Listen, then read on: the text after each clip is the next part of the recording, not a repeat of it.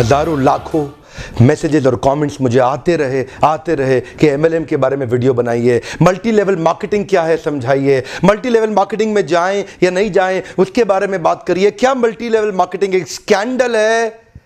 इतने मैसेजेस को मैं इग्नोर करता रहा। मैं इस इंडस्ट्री की तरफ नहीं जाना चाहता था, मैं इसके ऊपर बात नहीं करना चाहता था।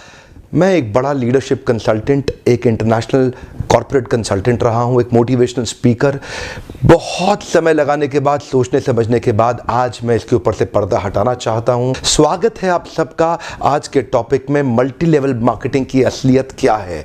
What is this multi level marketing? ये होता क्या है? नेटवर्क मार्केटिंग कह लो, चेन मार्केटिंग कहते हैं कई लोग, कहीं इसको पिरामिड स्कीम कहते हैं, कहीं इसको स्कीम स्कैम स्कैंडल कहते हैं। वास्तव में मैं अपने ओपन हाउस वर्कशॉप्स और मेरे बड़े ब्रांड जो मेरे क्लाइंट्स हैं, आज देश में जितने बड़े ब्रांड्स हैं वो लगभग सब के सब मेरे क्लाइंट्स हैं, उनके साथ में मैं काफ़ी बिजी था। मैं इस तरफ जाना ही नहीं चाहता था। इस इंडस्ट्री पे कई सवाल उठाए जाते हैं, मैं थोड़ा अपने आप को दूर रखता था। आज मैं आपको इस industry multi level network marketing का निष्पक्ष रूप से दोनों पहलू देना चाहूँगा। वैसे देखा जाए तो मल्टी लेवल मार्केटिंग एक सोचा समझा सैद्धांतिक फिलोसॉफिकल साइंटिफिक प्रोसेस है एक प्रोडक्ट गुड्स एंड सर्विसेज को मार्केट करने का। मल्टी लेवल मार्केटिंग एक अपने आप में बहुत अच्छी इंडस्ट्री है, लेकिन क्यों उसका नाम खराब है, क्यों लोग नहीं ज्वाइन करना चाहते? देखिए, दो प्रकार की चीजें हैं। या तो कोई स्कीम स्कैम वाली कंपनी आ जाती है, जैसे वो शारदा स्कैम या जैसे वो स्पीक एशिया, या और भी अभी पीछे एक कंपनी आई थी जो बाइनरी के साथ आई थी, भयंकर विस्फोटक रूप से फैली, कई करोड़पति उन्होंने बनाए और रातों रात अचानक गायब हो गई। ऐसे एक्सपीरियंसेस ही आपको तंग करते हैं और परेशान करेंगे। ध्यान दीजिएगा, स्कीम और स्कैम इन्होंने मल्टी लेवल मार्केटिंग का नाम खराब कर दिया, वरना ये फुल प्रूफ पावरफुल एक ऐसी इंडस्ट्री है जो दुनिया में सबसे ज़्यादा तेजी से सबसे अच्छे स्टेबल करोड़पति तैयार कर सकती है। ध्यान दीजिएगा, मल्टी लेवल मार्केटिंग बुरी नहीं है, इसमें दो चीज़ें खराब है। या तो वो कंपनी खराब है जो इसी माइंडसेट से आती है कि पैसा लूटो और निकल लो, या वो लोग जो फेलियर हो गए, इसमें सफल नहीं हो सके, बाहर जाके इसकी इतनी निंदा करते हैं और वो चाहते हैं कि आप ना जाएं, क्योंकि वो सफल नहीं हो सके इसलिए वो आपको भी सफल नहीं देखना चाहते। जिस प्रकार चैनल डिस्ट्रीब्यूशन एक प्रोसेस होता है, ऐसे ही मल्टी लेवल मार्केटिंग भी, नेटवर्क डिस्ट्रीब्यूशन भी एक प्रोसेस है। इसमें डिस्ट्रीब्यूटर्स इंडिविजुअल्स होते हैं जो सीधा मैन्युफैक्चरर से जुड़ते हैं और कंज्यूमर को माल पहुंचाते हैं। अब तो हमारे देश की सरकार ने भी इसको मान्यता दी है और हमारी देश की सरकार भी इसके लिए रेगुलेशंस लेके आई है। आपको ध्यान देना है कंपनी ज्वाइन करने से पहले कि वो कंपनी ठीक है कि नहीं है। आप लोगों ने मुझसे इतनी डिमांड करी इस सब्जेक्ट पे, इतनी डिमांड करी, आज मैं आपको फुल प्रूफ मेथड शेयर करता हूं कि कंपनी को समझिए पहले तीन चीजों से। पहला है कंपनी का पीपल एंड फिलॉसफी। जब आप कंपनी ज्वाइन करते हैं, जाते ही ये मत देखिए कमाई कितने होने वाली है, जाते ही ये मत देखिए कितनी जल्दी करोड़पति बन जाएंगे, जाते ही देखिए कंपनी के पीपल और फिलॉसफी कैसा है। फिलॉसफी मतलब उस कंपनी का सिद्धांत क्या है, वो क्या उस कंपनी के पास एक बाइंडिंग फोर्स है जिसके कारण लोग जुड़ चुके हैं, क्या उस कंपनी के पीपल में कल्चर बहुत अच्छा है, क्या वो कंपनी के पीपल में उनका लीडरशिप बड़ा शानदार है, क्या कंपनी के पीपल के अंदर ट्रेनिंग की मेथोडोलॉजी और ट्रेनिंग के प्रोसेस पे बहुत जोर दिया जा रहा है। जिस नेटवर्क मार्केटिंग कंपनी के अंदर लर्निंग एंड डेवलपमेंट और ट्रेनिंग पे फोकस नहीं किया जाता, सावधान, वो कंपनी ज्यादा चलेगी ही नहीं। जिस कंपनी में केवल बार बार प्रॉफिट की बात की जा रही है, प्रॉफिट की बात की जा रही है और कल्चर केवल प्रॉफिट प्रॉफिट प्रॉफिट की बात कर रहा है, फिलॉसफी या कोई पर्पस नहीं है जिस कंपनी का, जिस कंपनी के अंदर जो मैन पावर, जो उनके पीपल हैं, वहां पे अगर जाते ही आपको मिल करके लोगों से अच्छा नहीं महसूस हो रहा, आपको देखिए लालची लोग तो नहीं दिखाई पड़ रहे आपको, मैं पूछना चाहता हूं, जहां आप जा रहे हैं हर समय पैसा पैसा पैसा तो नहीं कर रहे केवल, वो सपने होना एक अलग बात है, लेकिन कंपनी को किसी कारण से रन करना जो कि एक बाइंडिंग फोर्स बन जाता है ऑर्गेनाइजेशनल बिलीफ का, जहां पे लोग इकट्ठे जुड़ जाते हैं, बिना तनख्वाह के भी लोग मिलना चाहते हैं,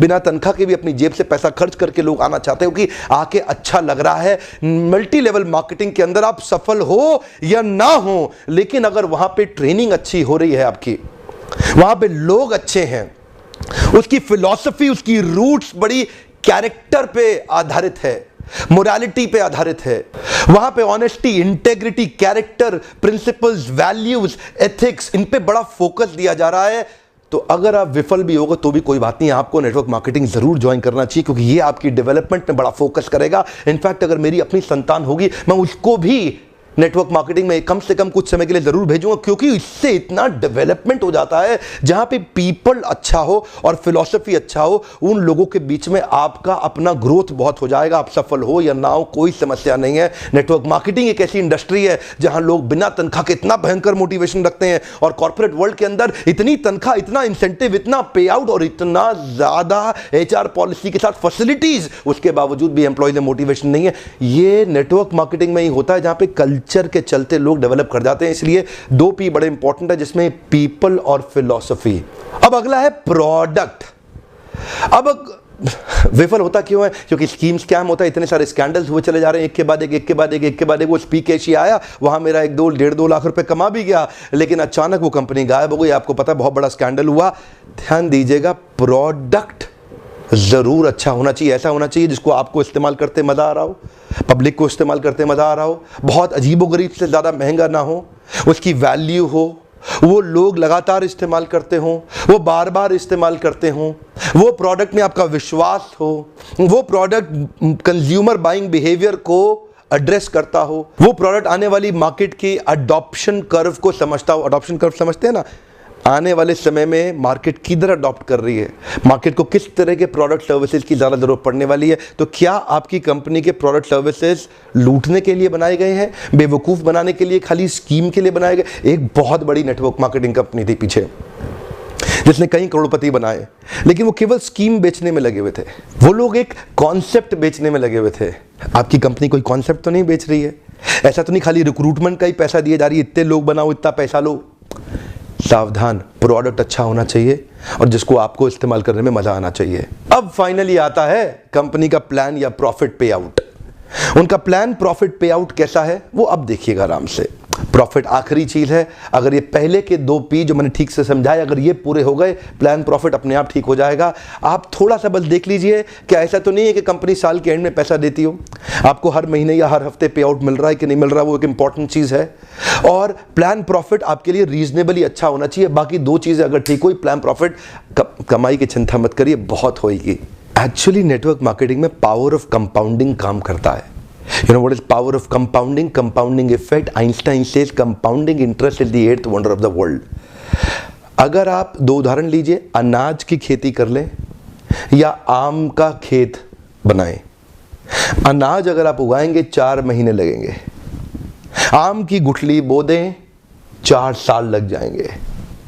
अनाज तो फट फट फट फट फट फट फट मिल जाएगा, आपका काम खत्म, 4 महीने में दोबारा प्रोसेस चालू। लेकिन आम की गुठली एक बार बोई, 4 साल तक हो सकता है कुछ ना मिले आपको, लेकिन उसके बाद मिला तो अगले 200 साल तक आम मिलता रहेगा, मिलता रहेगा, मिलता रहेगा, मिलता रहेगा। यही है नेटवर्क मार्केटिंग। लोग आपको कहते हैं नेटवर्क मार्केटिंग एक अरबपति बनने का धंधा है, आते ही करोड़पति बन जाओगे। धोखा दे रहा, झूठ बोल रहा है आपको, कभी नहीं होगा। किसी धंधे में दुनिया के आज तक ऐसा कभी नहीं हुआ। No business can make you billionaire overnight, वो स्कीम स्कैम है। नेटवर्क मार्केटिंग में लगातार निरंतर मेहनत करनी पड़ती है और कंपाउंडिंग रिजल्ट मिलता है। बाकी आपकी जॉब के अंदर भी आपको लगातार मेहनत करनी पड़ती है, लेकिन कंपाउंडिंग रिजल्ट कभी नहीं मिलता। यही एक फर्क है बस नेटवर्क मार्केटिंग में आपकी किसी और बिजनेस के अंदर, जॉब्स के अंदर। चार्टर्ड अकाउंटेंट बनना आसान है क्या? कंपनी सेक्रेटरी बनना आसान है क्या? आईएएस ऑफिसर बनना आसान है क्या? आप आईआईटी जेईई की तैयारी कर रहे हैं, बहुत आसान लगता है क्या आपको? आप एम्स मेडिकल इंजीनियरिंग कॉलेजेस की जितने एग्जामिनेशन की तैयारी हो रही है, इंटरनेशनल मैनेजमेंट कॉलेज, आसान है क्या? आसान तो कुछ भी नहीं है जीवन के अंदर। लेकिन क्योंकि आप पहले पढ़ नहीं पाए या कुछ नहीं कर पाए, यहां पे पढ़ा लिखे हैं तो अच्छी बात है, नहीं पढ़े लिखे तो भी काम चल सकता है। आपकी मेहनत चाहिए। नेटवर्क मार्केटिंग मेहनत करने वालों का धंधा है। वो जो आपको बोलता है ना, आजा आजा आजा आजा, तेरे नीचे 2 जोड़ ले, वो 2 के नीचे वो 2 जोड़ते जाएंगे, वो 2 के नीचे 2 के नीचे 2 जोड़ते चले जाएंगे, तू अरबपति बन जाएगा। वो बोलेगा आपसे 2 जोड़ 2 जोड़, जल्दी बनाएगा 2 करोड़, 2 जोड़ 2 जोड़, मिलेंगे जल्दी 2 करोड़। हाँ, ये बेवकूफ बनाने का धंधा है। यकीन मानिए, अगर आपको भी कोई ऐसा कह रहा है ना कि तू नेटवर्क मार्केटिंग में आ जा और तेरे सारे सपने पूरे हो जाएंगे, नहीं होगा।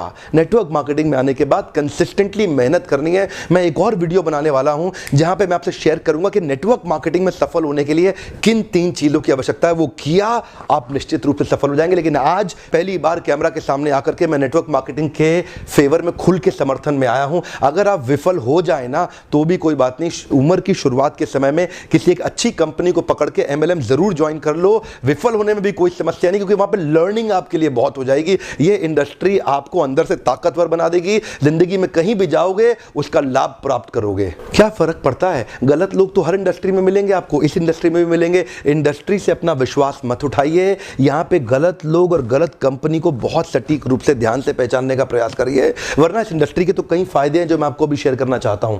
पहला फायदा, इस इंडस्ट्री में आप अपनी तनख्वाह का चेक खुद ही लिखते हैं। अगर आप मेहनती हैं तो आपका रोजगार सुरक्षित है। बहुत ही छोटी इन्वेस्टमेंट के साथ बड़ा रिटर्न आप प्राप्त कर सकते हैं। एंटरप्रेन्योरियल मेंटालिटी के लिए फ्रीडम ऑफ टाइम एक बड़ी ताकत होती है।